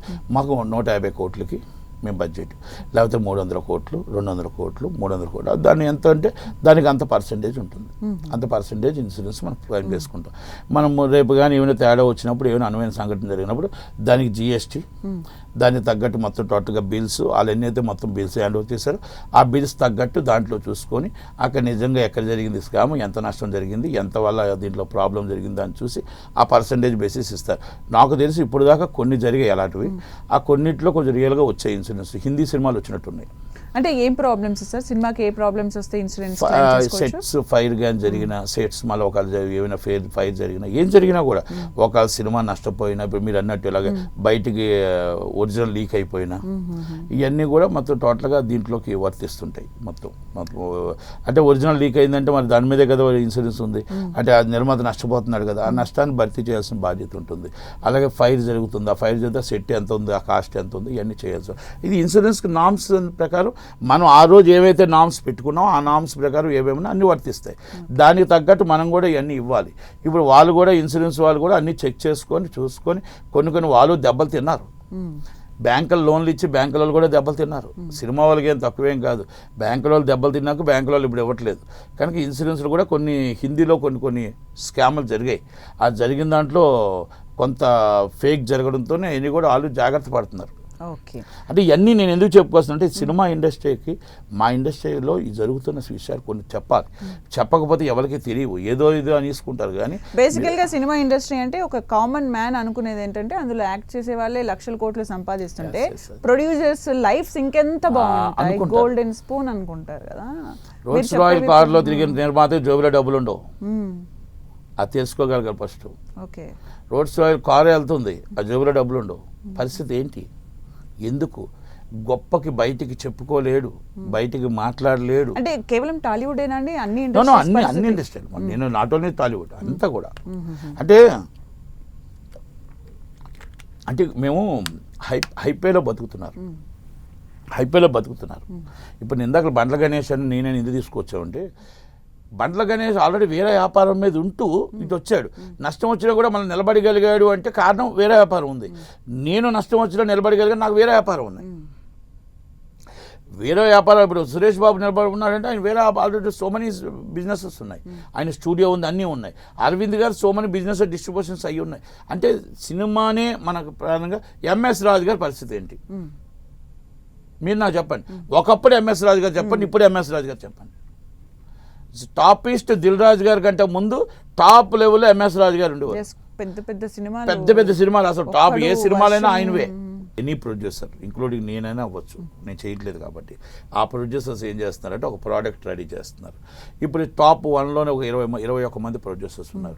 ఆ సినిమా తీస్తున్నప్పుడు పలానా టాప్ కంపెనీ ఒక ఓటీటీ, ఆ ఓటీటీకి ఒక సీఈఓ ఉంటాడు, దానికి ఒక కమిటీ ఉంటుంది, ఆ కమిటీకి ఒక మధ్యన మీడియేటర్ ఉంటాడు ఆ సంస్థకి. అంటే అందరికీ ఒక మీడియేటర్, అంటే మన మీడియేటర్ అనాలి తప్పదు, ఆ ఛానల్ పార్ట్నర్ అనుకోవాలి. లేకపోతే థర్డ్ పార్టీ ఒక ఆయన వచ్చి మీ సినిమా మొత్తం టోటల్గా అంతా అయిపోయింది, 200 కోట్ల బడ్జెట్ సార్, మీ దానికి 200 కోట్లు నేను ఇస్తా, 200 కోట్లు నేను ఇస్తున్నా అంటే ఈయన ఇవ్వడు, నేను ఇప్పిస్తున్నా, నాకు 5% కమిషను, థర్డ్ పార్టీ కమిషను అయిపోయింది. ఆయన పేరు మీద అగ్రిమెంట్ చేయించుకుంటాడు. ఆ అగ్రిమెంట్ తీసుకెళ్తాడు. బిఫోర్ ఒక ఛానల్ ఓటీటీకి అగ్రిమెంట్ ఇస్తాడు. ఒక సినిమాకి అగ్రిమెంట్ ఇచ్చి అది ఫ్లాప్ హిట్తో కాదు, హీరోయిజం మీద అగ్రిమెంట్ చేసేస్తాడు. వాళ్ళ దగ్గర నుంచి డబ్బు తీసుకుంటాడు. మొత్తం టోటల్గా ఈయన ఆ డబ్బు నుంచి ఈ డబ్బు ఇస్తాడు. ఓకే, ఇదేంటి ఎవరు సినిమా చేస్తున్నారు ఇప్పుడు, తేడా వస్తే థర్డ్ పార్టీ. ఆ థర్డ్ పార్టీ ఇప్పుడు ఆ ఓటీటీ ఏం చేస్తుంది, ఆ ఓటీటీ మెంబర్స్కి తెలుసు, ఓటీటీ సీఈఓకి తెలుసు. బిఫోర్ మూవీ నేను 105 కోట్లు ఒక హీరో సినిమా కొన్నా, కానీ నాకు 60 కోట్లే చేసింది. కంపెనీకి 50 కోట్లు నష్టం వచ్చిందని తెలిసి కూడా 110 కోట్లు మనం కొంటున్నాం, 110 కోట్లు కొంటున్నాం. దానికి ఆ సీఈఓ ఒక ఆన్సర్ ఏం చెప్తాడు బోర్డు మీటింగ్లో, బిఫోర్ మూవీ ఆ సెట్లు లేవు, ఇంకోటి లేదు, హీరోయిన్ టాప్ లేదు, ఆ హీరోయిన్ సూపర్ హీరోయిన్, ఈ విలన్ సూపర్గా ఉన్నాడు కనుక ఈ cinema already director super hit ఇచ్చి ఉన్నాడు కనుక ఎన్ని కాంబినేషన్లు ఉన్నాయి కాబట్టి ఈ సినిమా బయటికి వెళ్ళిపోతే నష్టపోతాం కాబట్టి మనం కాంబినేషన్లో 110 కోట్లు కొన్నామని చెప్తాడు వాళ్ళకి సమాధానం. అది కూడా ఫ్లాప్ అవుతే మళ్ళీ దానికి ఇంకొక కథ అల్లుతాడు. ఓకే, అంటే కథ అల్లడంలోనే ఉంటుంది. అంటే అక్కడ ఇప్పుడు ఎవరు లాభం పొందుతున్నారంటే అక్కడ సీఈఓలు కొంతమంది ఏదైతే మెంబర్స్ ఉన్నారో వాళ్ళకి క్యాష్ రూపంగా కొంత వెళ్తుంది, అగ్రిమెంట్ రూపంగా నష్టం వచ్చేది పబ్లిక్ మనీ. ఓకే, మీరు బాగా వినాలి, పబ్లిక్ మనీ అంటే ఇది పబ్లిక్. ఇది కార్పొరేట్ కంపెనీకి ఎవరు పెడుతున్నారంటే పబ్లిక్ డబ్బు పెడతారు, షేర్లు కొంటున్నారు. ఆ పబ్లిక్ 110 కోట్ల అగ్రిమెంట్ అయితే ఆ సినిమా నష్టం వస్తే పబ్లిక్ వెళ్తుంది. వీళ్ళకి ఈ సినిమా అగ్రిమెంట్ చేస్తే ఇలాగేదో క్యాష్ రూపంగా రూపంగా వెళ్ళిపోతుంది కదా. ఇక్కడ పబ్లిక్కే నష్టం వస్తారు. ఇక్కడ సినిమా ఎక్కువ బడ్జెట్ అయితే రేటు పెరిగేది పబ్లిక్కే, ప్రజలే సినిమా డబ్బు ఇస్తారు. అన్నీ ఒకవేళ ఇప్పుడు వీళ్ళు ఫ్లైట్ కావాలన్నా, హీరోకి ఎక్స్ట్రా డబ్బు ఖర్చు కావాలన్నా, ఇప్పుడు ఎక్స్ట్రా పెరుగుతుందన్నా మన ప్రేక్షకులు టికెట్ రేటు పెంచుతాం, ఇక్కడ రేటు పెంచుతాం. ఇదంతా నష్టం ఎవరికి వస్తుందండి, పబ్లిక్ మనీని మనం వాడుకుంటున్నాం.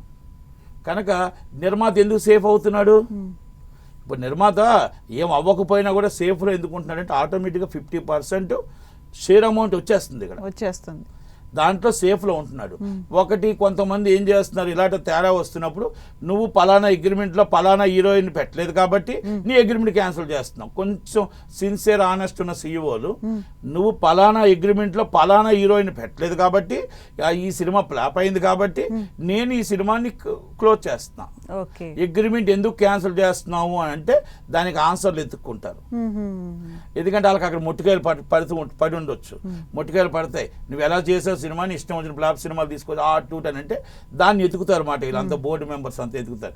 ఎక్కడ దీన్ని ఎలాగ అగ్రిమెంట్ని వైలేషన్ చేయాలంటే ఈ అగ్రిమెంట్లో పలానా సిమ్రాన్ ఉంది, సినిమాలో సిమ్రాన్ పెట్టలేదు, పలానా రుద్దురాజుని పెట్టారు, దీంట్లో అగ్రిమెంట్లో రుద్దురాజు ఉన్నాడు, అక్కడ లేడు కనుక మీరు అగ్రిమెంట్ వైలేషన్ చేశారు కాబట్టి మీ సినిమాని మేము క్యాన్సిల్ చేస్తున్నాం. ఓకే, అంటే ఇవన్నీ చాలా రాజకీయాలు ఉన్నాయి. చాలా అంటే మీరు ఎలా అంటే చాలా ఓపెన్ గా ఏం జరుగుతుంది అనేది క్లియర్ గా చెప్పేస్తున్నారు, మసిపూసి మారేడుకాయ లాగా అనిపిస్తుంది. అంతే అన్నాను మీకు. ఇప్పుడు ఇది నేను మాట్లాడేది నిజం, ఇది నేను నిజం కాదు అని ఒక మాట చెప్పండి. కాకపోతే ఏంటంటే ఇండస్ట్రీలో చాలా మంది చెప్పలేరు, మాట్లాడలేరు, ధైర్యం లేదు. అంటే ఇవన్నీ ఎందుకు చెప్పుకొస్తా, ఇది మా ఇండస్ట్రీలో ఇలా జరుగుతుంది, ఇది ప్రజలకు కూడా కావాల్సిన విషయం. అంటే మనం ఓటీటీ ఒక పలానా దాంట్లో షేర్లు కొంటే ఆ షేర్ ఎందుకు నష్టం వస్తుంది, వెళ్తుంది అనేది కూడా అర్థం చేసుకోవాలి. టికెట్ 800 కొంటే ఆ 800 రూపాయల టికెట్ కొంటే ఎవరి జోబిలోకి వెళ్తుంది అని అర్థం చేసుకోవాలి. ఇది ప్రేక్షకులు అర్థం చేసుకోవాలా, ఇది నిర్మాత ఎందుకు వీళ్ళందరి సేవ కోసం మన జోబిలో డబ్బు రాకుండా వీళ్ళందరి కోసం ఒక హీరో కోసం మనం చేస్తున్నామా అన్న ఫీలింగ్కి నిర్మాత రావాలి. మొత్తం టోటల్గా అందరూ బాధపడాలి. అంటే ఎందుకు అంటున్నానంటే మనం డబ్బు తీసుకుంటే నిర్మాత క్షేమంగా లేడు, నిర్మాత ఆనందంగా లేడు. ఎక్కడికి వెళ్తుంది ఈ డబ్బు అంతా? ఒక ఓటీటీ కంపెనీని మోసం చేస్తున్నాం, ఒక ప్రజలను మోసం చేస్తున్నాం. ఈ డబ్బు అంతా కలెక్ట్ చేసిన డబ్బు ఎక్కడికి ఇస్తున్నాం, ఎవరికి ఇస్తున్నాం? అల్టిమేట్ హీరోకి వెళ్తుంది, హీరోయిన్కి వెళ్తుంది. మీరు ₹1,00,000 ఇచ్చిన కామెడీ ఆర్టిస్ట్కి 10 లక్షలు ఇస్తున్నాం, ఒక కార్వేన్ ఇస్తున్నాం, ఒక 5 స్టార్ హోటల్ ఫుడ్ని రోడ్డు మీద పారేస్తున్నాం. అది ఎన్ని వేల మందికి ఆ ఫుడ్ పెడితే ఆకలి తీరుతుంది? మన చార్టర్ ఫ్లైట్ మనకి ఎందుకు? మన బిజినెస్ క్లాస్ ఉంటుండగా. కానీ మీ ఇండస్ట్రీలోనే కొంతమంది ఎంకరేజ్ చేస్తున్నారు కదా. అందరూ ఎంకరేజ్ చేస్తున్నారు. చెప్పాను కదమ్మా, ఎక్కడ వీక్నెస్ అంటే ఆ హీరో డేట్ ఇవ్వకపోతే ఈ అప్పులు బయటపడి అప్పుల మళ్ళీ వచ్చి పడిపోతారని భయం. అప్పుల ఎప్పుడైతే ఒక అప్పులు సో మోస్ట్ హ్యాపీయెస్ట్ పర్సన్స్ అంటే హీరోస్, హీరోయిన్స్, క్యారెక్టర్ ఆర్టిస్ట్ వాళ్ళు మాత్రం హ్యాపీ. పనింది నాకెంత మీకెంత, that's director and main technicians happy.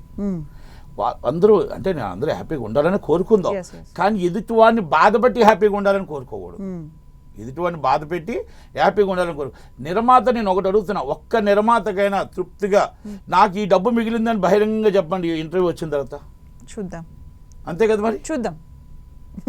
నేను చెప్పింది ఇది అబద్ధం అని చెప్పేసి ఒక్క మాట అని చెప్పమానండి. ఇవన్నీ నేను చెప్పినవి నేను సాక్ష్యాలతో నిరూపిస్తా. ఎవరైనా నాతో అంటే నా నోట్లో నోరేటరు 100% నాకు రివర్స్ ఆన్సర్ ఇస్తే నేను మొత్తం తీసుకొచ్చి ప్రూఫ్స్తో తీసుకొచ్చి రోడ్డు మీద పెడతాను. ఎందుకంటే ఎందుకు తీసుకొస్తానంటే ఇది ఇండస్ట్రీకి కావాల్సిన విషయం. నేనేమి ఇండస్ట్రీకి నేను యాంటీ కాదు. ఇండస్ట్రీ బతకాలి, ఇండస్ట్రీ నిలబడాలి, ఇండస్ట్రీ బాగుండాలి. ఇప్పుడు కొత్తగా ఒక సామెత తీసుకొచ్చారు, high budget is 1000 crores, minimum budget is 500 crores, lowest budget 200 crores. అంటే చిన్న సినిమాల బడ్జెట్ 200 కోట్లు అంట, మినిమం సినిమాల బడ్జెట్ 500 కోట్లు అంట, హైయెస్ట్ సినిమాల బడ్జెట్ 1000 కోట్లు అంట. ఎవడండి ఇండస్ట్రీలో ఉండగలుగుతాడు? అంటే పాన్ ఇండియా ఎఫెక్ట్ ఏనండి? పాన్ ఇండియా ఎఫెక్ట్ కాదు, అమెరికా ఎఫెక్ట్. అమెరికాని దిగిపోచ్చారు కదా వీళ్ళందరూ నిర్మాతలు కొంతమంది. అమెరికా డబ్బంతా ఫండింగ్ అంతా తీసుకొచ్చి మన ఎత్తు మీద పడి సినిమా ఇండస్ట్రీలో బతికిన వాళ్ళని రోడ్డు మీద పడేశారు, సినిమాల కోసమే బతికిన వాళ్ళని రోడ్డు మీద పడేశారు. ఒకప్పుడు హైయెస్ట్ 50 కోట్లు, మినిమం బడ్జెట్ 30 కోట్లు, లోయెస్ట్ బడ్జెట్ 5 నుంచి 3 కోట్ల నుంచి 10 కోట్ల లోపల లోయెస్ట్ బడ్జెట్. ఇప్పుడు చిన్న చిన్న హీరోస్ కి కూడా పాన్ ఇండియా అని చెప్పి అందరూ క్యూబ్ థియేటర్లో 10 మంది లేనివాడు కూడా పాన్ ఇండియానే. నేను ఇది కూడా మీకు చెప్తాను, థియేటర్లో 10 మంది లేనివాడు కూడా పాన్ ఇండియానే. నేను అదంటే పాన్ ఇండియా అంటే మనం ప్యాన్ వేసుకొని తిరగడం కాదు. పాన్ ఇండియా అంటే ఒక సినిమాకు ఒక పాన్ ఇండియా ఉంటుంది, ఒక సినిమా తెలుగు నేటివిటీ ఉంటుంది, ఒక సినిమాకు తమిళ్ నేటివిటీ ఉంటుంది, ఈజ్ అ మదర్ లాంగ్వేజ్ ఉంటుంది. ఇవన్నీ డిఫరెంట్ ఉంటాయి. Pan Indian is different. Pan Indian is different. మీరు తీయండి పాన్ ఇండియా, ఒక హీరోతో పాన్ ఇండియా తీయండి. ఇప్పుడు అల్లు అర్జున్ గారు పాన్ ఇండియా తీయండి, ఇప్పుడు మన రామ్ చరణ్ గారు పాన్ ఇండియా, ప్రభాస్ గారు పాన్ ఇండియా, అందరూ పాన్ ఇండియాకి వెళ్ళిపోకండి. అది నేను అనేది. గద్దర్ అవార్డ్స్ గురించి మాట్లాడదాము. అలాగే గద్దర్ అవార్డ్స్ గురించి ఎప్పుడు ఇవ్వబోతున్నారు? గవర్నమెంట్ అనౌన్స్ చేసింది, దానిపైన మీ ఒపీనియన్ ఏంటి? చెప్పండి, మీరు చెప్పండి. గద్దర్ అవార్డ్స్ ఇద్దామని అనౌన్స్మెంట్ చేశారు, మీ ఒపీనియన్ ఏంటి? ఉంటాయా? కమిటీ చేశారు, మీటింగ్ పెట్టారు, గద్దర్ అవార్డ్స్ ఇవ్వాలని కోరుకుందాం. గద్దర్ అవార్డ్స్ మొత్తం టోటల్ గద్దర్ కమిటీ వేసి ఆ కమిటీని గద్దర్ అవార్డ్స్గా పెట్టుకోవాలని చూస్తే కొంతమంది సినిమాలకు ఇష్టం లేదు. ఓకే, కారణం ఏం లేదు, గద్దర్ పేరు పెట్టారు కాబట్టి కొంతమందికి ఇష్టం లేదు. దాన్ని మన రేవంత్ రెడ్డి గారు గట్టిగానే మాట్లాడేటప్పుడు కొంతమంది అందరూ చిరంజీవి గారి ప్రోత్సాహంతో పాపం అందరూ కూడా ఓకే అన్నారు. కానీ ఇప్పటికీ కూడా నేనేమంటున్నానంటే గద్దర్ అవార్డ్స్ కమిటీలో సంస్థలను పెట్టాలి, ఛాంబరు, కౌన్సిల్, అది తెలంగాణ, ఇవన్నీ పెట్టాలి తప్ప దిల్ రాజు గారిని ఒక ఎఫ్డిసి చైర్మన్గా is one of the member. ఇక ఎవరెవరినో పెట్టారు, తప్పలేదు దాంట్లో. కానీ సంస్థలు ఎప్పుడు కూడా మెంబర్షిప్ ఉండాలి. అంటే సంస్థలు ఎందుకు ఉంటాయంటే అందరి తరపున సంస్థలు అనేది కంపల్సరీ ఉండాలి. ఆ సంస్థలు లేవు, అదొకటి డొల్లు ఉంది. రెండోది, మీరు ఎవరికైనా అవార్డు ఇచ్చేటప్పుడు ఆ అవార్డులు మనకు గత 10 సంవత్సరాల నుంచి అవార్డులు లేవు ఇక్కడ. ఈ 10 సంవత్సరాల నుంచి అవార్డు ఇచ్చేటప్పుడు ఒక్కొక్క సంవత్సరంకి ఒక్కొక్క కమిటీ వేయాలి. ఆ కమిటీ వేసి 10 సంవత్సరాల అవార్డులు కూడా కంపల్సరీ చేయాల్సిన బాధ్యత ఉంటుంది. కేసీఆర్ గారు ఎన్ని మాట్లాడినా ఒక అవార్డు ఇవ్వలేదు. ఆంధ్రప్రదేశ్లో ఎవరు మాట్లాడినా అవార్డులు ఇవ్వలేదు. చంద్రబాబు నాయుడు గారు 2018లో ఒక అవార్డ్స్ ఇచ్చారు, 2017-18లో అవార్డ్స్ ఇచ్చారు. ఆ తర్వాత మన అవార్డ్స్ చూసే ఎత్తలేదు ఎవరు ఆంధ్రప్రదేశ్ కూడా. ఓకే, ఎవరు మన జగన్ గారు కూడా ఎఫ్డీసీ చైర్మన్గా ఆయన ఉండే అవార్డులు ఆయన వేరే నంది అవార్డులు ఇచ్చాడు. తిట్టిన ఎవరు ఎక్కువ తిడితే వాళ్ళకి అవార్డులు ఇచ్చాడు ఆయన, పోసాని కృష్ణమూర్తి గారు. అది అయిపోయింది. అది ఒక డిఫరెంట్ అవార్డులు అనేది విలువలు లేకుండా తీసేశారు. కనుక అవార్డ్స్ ఇస్తే చాలా మంచిది. అంటే ప్రోత్సాహం అంటే అవార్డు ఇవ్వడం వల్ల ఏమవుతుందంటే ఆర్టిస్టులు ఇంకా బాగా చేస్తారు. ఇప్పుడు పద్మభూషణ్ వచ్చింది, పద్మ విభూషణ్ వచ్చింది అంటే నా కుటుంబం, నాకు కూడా నా యాక్టింగ్కి ఒక పద్మభూషణ్ వచ్చిందని ఒక ఆలోచన ఇది ఉంటుంది. అలాగే పద్మ విభూషణ్ వచ్చిందంటే కుటుంబంలో ఆనందం ఉంటుంది, ఇంకా బాగా చేయాలనుకుంటాం. ఇప్పుడు గేమ్ చేంజర్ సినిమా ఉంది, డబ్బులు రాకపోవచ్చు, నేషనల్ అవార్డు వస్తుందని ఆలోచన ఉంది. ఎందుకంటే అది ఒక ఐఏఎస్ని, ఒక ఐపీఎస్ని, ఒక ఎలక్షన్ కమిషనర్ని, ఒక చీఫ్ మినిస్టర్ ఎలా ఉండాలి, స్టోరీ బేస్డ్గా ఒక చాలా చక్కగా దేశం కోసం సినిమా తీశాడు.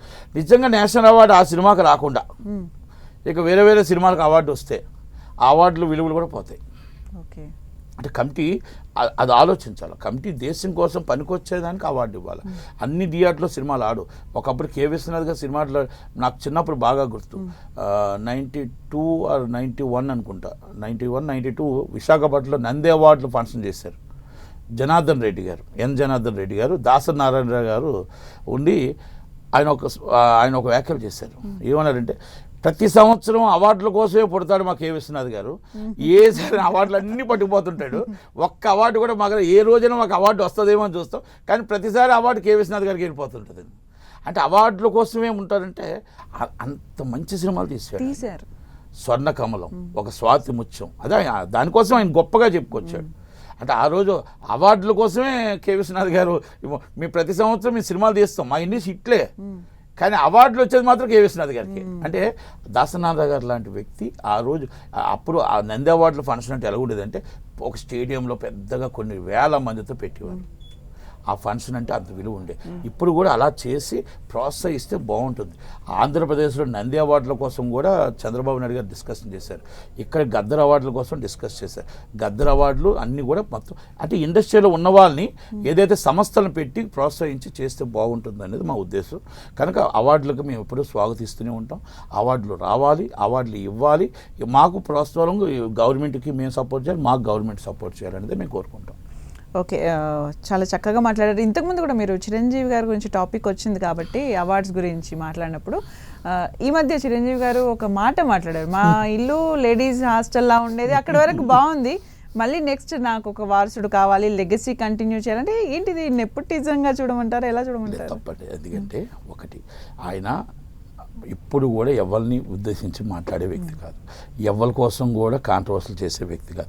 ఆడపిల్లలంటే మహాలక్ష్మి, ఆడపిల్లంటే ఇంటికి అదృష్టం, ఇంటికి దేవత, ఆది పరాశక్తి. మన విలవేల్పు కనకదుర్గమ్మని ఎందుకు మొక్కుకుంటాం, ఎల్లమ్మ పోలమ్మ అని ఎందుకు మొక్కుతాం, అందరూ ఆడపిల్లలే. కనుక ఆడపిల్లంటే ఇంటికి దీపం. కనుక ఏ రోజు కూడా ఆయన చెల్లెల్ని, వాళ్ళ మొత్తం మనవరాల్ని, మనవల్ని, పక్కన మళ్ళీ అన్నయ్య పిల్లల్ని, తమ్ముడి పిల్లల్ని, అందరినీ కూడా ఒక ఫ్యామిలీ మెంబర్గా చూసుకునే వ్యక్తే చిరంజీవి గారు. ఆయన మాట్లాడే మాటల్లో ఏమన్నారంటే, మీకు ఒక ప్రోగ్రాంలో సురేఖ గారు కూడా నాకు మనవడు కావాలి రామ్ చరణ్కి ఒక లెటర్ ఇచ్చారు, మా అంజనమ్మ గారు కూడా నాకు మనవడు కావాలి అని ఇచ్చారు. అది చిరంజీవి గారు ఏంటంటే ఒక సందర్భం వచ్చింది, ఒక సందర్భంలో నాకు ఇండి చూస్తుంటే మొత్తం లేడీస్ హాస్టల్లాగా ఉంటుంది, అందరూ వాటిలాగా చాలా బాగుంటుంది, కానీ నేను రామ్ చరణ్ని నాకు ఒక మనవడు కావాలి అంటే ఒక వారసుడు కావాలి, నాది కూడా రామ్ చరణ్ అవ్వాలి అని కోరుకుంటూ, ఆడపిల్ల వస్తే మళ్ళీ ఆడపిల్ల కంటాడేమో తెలియదు, కానీ మేబీ చాలా ఇష్టం అమ్మాయి అంటే చాలా ఇష్టం అని అంటూ ఆడపిల్లను వారసుని కోరుకోవడం తప్పేం లేదు కదా. ఇక్కడ ఎవరిని కించపరచలేదు. కొంతమంది కావాలని ఆయన మీద అబండాలు వేస్తున్నారు. ఆయన రాజకీయానికి సంబంధం లేదు, ఆయన రాజకీయ నాయకుడు కాదు. అది ఒక మాట అడిగిన సందర్భాల్లో మాట్లాడిన మాటలే తప్ప ఆడపిల్లని ఎక్కడ కూడా ఆయన ఇబ్బంది పెట్టలేదు, ఎవరి మీద మాట్లాడలేదు. కాంట్రవర్సీలు కాడు. ఇప్పుడు కనుక దయచేసి చాలామంది చిరంజీవి గారిని అపార్థం చేసుకోవద్దు. వారసుడు కావాలని కోరుకుంటుంది. ఆడపిల్లలు కూడా ఇంటికి దీపం లాంటి వాళ్ళే. సొంత చెల్లుల్ని ఎలా చూసుకున్నాడో ఆడపిల్లలు ఎలా చూసుకున్నాడో మనందరికీ తెలుసు. కాబట్టి దయచేసి వేరే విధంగా అర్థం చేసుకోవద్దని మాత్రం నా విన్నపం. ఓకే, ప్రజెంట్ ఉన్న ఇండస్ట్రీ గురించి చెప్పారు, ప్రొడ్యూసర్ ఎంత నాటకాలు చేయాలి అనేది చెప్పారు. నట్టి కుమార్ గారు ఏం కోరుకుంటున్నారు?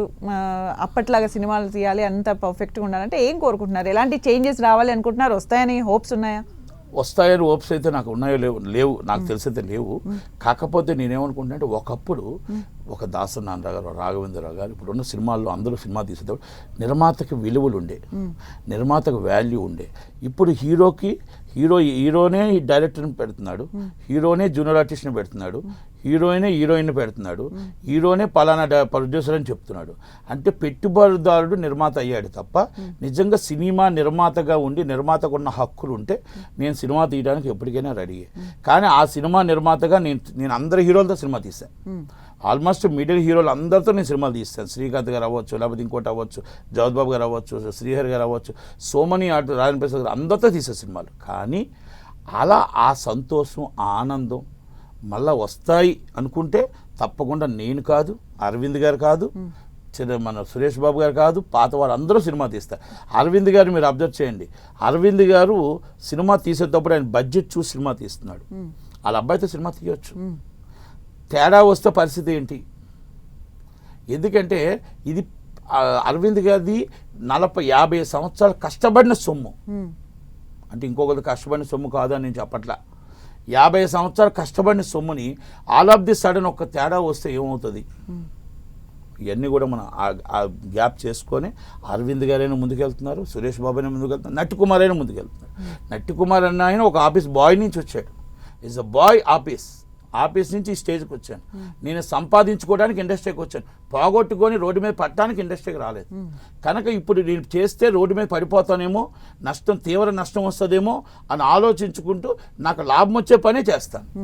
కనుక నాకు లాభం వస్తుంది అనుకుంటే మళ్ళీ నేను సినిమా చేస్తాను. నాకు లాభం వస్తుంది అనుకుంటే డిస్ట్రిబ్యూషన్ చేస్తాను. నాకు లాభం వస్తుంది కాబట్టి నేను ఎగ్జిబ్యూటర్గా థియేటర్లు రన్ చేస్తున్నాను.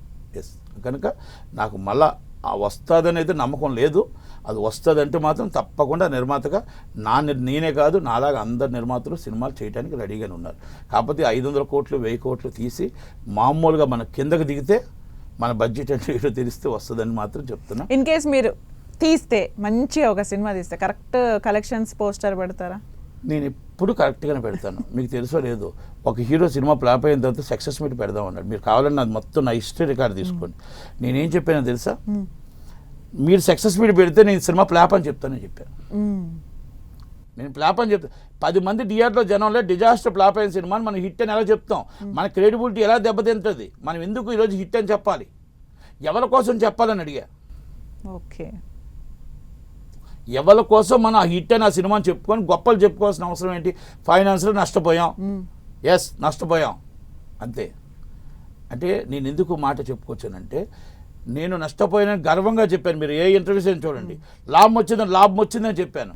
ఎందుకు నష్టపోయామంటే ఫైనాన్స్ వచ్చి నా ఇంటి ముందు కూర్చోవలసిన అవసరం లే, నాకు అంత కరం పట్ల.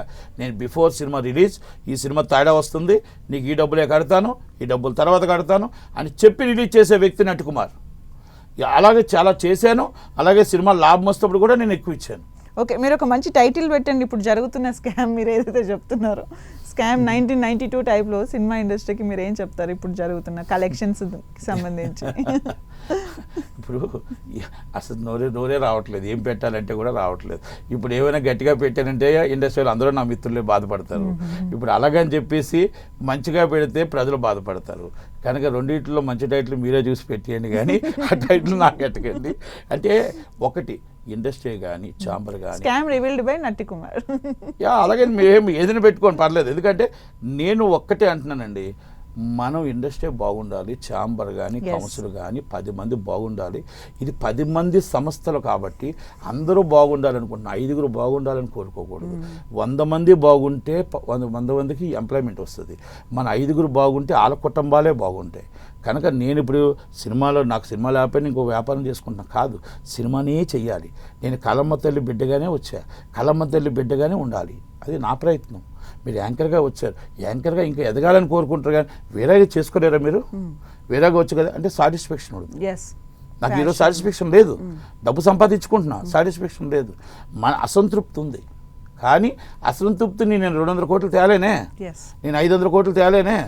ఇప్పుడు నేను అప్పు తెస్తాను, పోతే పోతే ఇప్పుడు నేను సంపాదించుకుని 30 సంవత్సరాలు సంపాదించుకుని డబ్బు అంతా పడేసి నా పిల్లలు రోడ్డు మీద పడేయాలా? కాదు కదా. కనుక అందుకనేసే నేను కానీ బిగ్గెస్ట్ ప్రొడ్యూసర్స్ కానీ సినిమా తీయకపోవడానికి కారణాలు. ఓకే, ఓకేనా? థ్యాంక్ యూ సో మచ్ అండి. Thank you నేను అండి. అడిగిన ప్రశ్నలు అన్నింటికి కూడా చాలా చక్కగా సమాధానాలు తెలియజేసినందుకు thank you so much. Thank you అమ్మా, థ్యాంక్ యూ. చూశారు కదండి, ఇది వాళ్ళ స్పెషల్ ఇంటర్వ్యూ. మరో అంశంతో మళ్ళీ కలుద్దాం. Keep watching 10 TV.